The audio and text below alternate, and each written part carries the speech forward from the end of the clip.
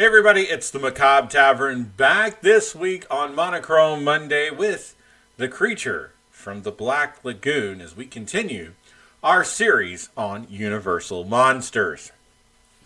And The Creature from the Black Lagoon is a 1954 black and white 3D monster horror film that was produced by William Alland and directed by Jack Arnold. It's from a screenplay by Harry Essex and Arthur Ross. It stars Richard Carlson, Julia Adams, Richard Denning, Antonio Moreno, Nestor Pavia, and Whit Bissell. Alright, so here we go. A geology expedition in the Amazon uncovers fossilized evidence from a Devonian period that provides a direct link between land and sea animals. The expedition leader, Dr. Carl Maya, orders his two assistants to stay in camp while he visits the Marine Biology Institute. Carl reunites with his friend and former student, ichthyologist Dr. David Reed.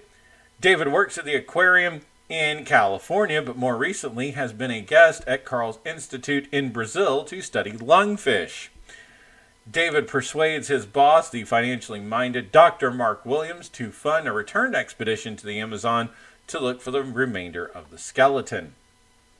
Soon after Carl leaves camp, a piscine amphibious humanoid, a living member of the same species of which the fossil originated, becomes curious about the expedition's camp. When its sudden appearance frightens the assistants, they panic and attack, and in response, the enraged creature kills them both. The group goes aboard the tramp steamer Rita, captained by the crusty Lucas. The expedition consists of David, Mark, Carl, and David's girlfriend and colleague, Kay Lawrence, and another scientist, Dr. Edward Thompson. When they arrive at the camp, they discover Carl's assistants have been killed while he was away. Lucas suggests that it was likely done by a jaguar, but the others are unsure.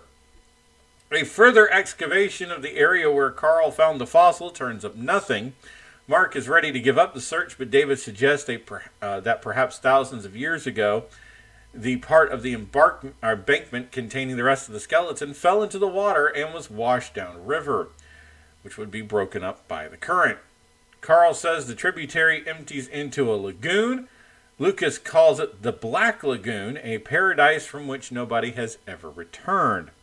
The scientists decide to risk it, unaware that the creature, the amphibious gill man that killed Carl's assistants, have been watching them. Taking notice of the beautiful Kay, the creature follows the Rita all the way downriver to the Black Lagoon. Once the expedition arrives, David and Mark go diving to collect the rock samples from the lagoon floor. After they return, Kay goes swimming and is stalked underwater by the creature, who then gets briefly caught in one of the ship's drag lines. Although it escapes, the creature leaves a claw behind in the net, revealing its existence. After subsequent encounters with the creature claim the lives of Lucas's crew members, it attacks Kay and attempts to abduct her, but is captured and locked away in a cage aboard the Rita. During the night, it escapes and attacks Edwin, who was guarding it. Edwin smashes the creature with a lantern, driving it off, but is severely injured. Following the incident, David decides they should return to civilization. Mark, who is obsessed with capturing, or in some cases killing the creature, objects. As the Rita tries to leave, they find the creature has blocked the lagoon's entrance with fallen logs.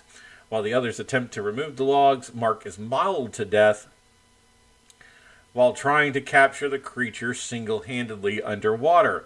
The creature then climbs aboard the Rita and approaches Kay from behind. She screams as the creature grabs her, taking her away into his cavern lair. David, Lucas, and Carl pursue them, rescuing Kay and ridding the creature with bullets. It retreats to the lagoon, where its body sinks into the watery depths. So there you go. This has been basically, I'll say it right now, The Creature from the Black Lagoon has been the source of many horror hear-me-outs over the years. Because you perverts watch this movie. No.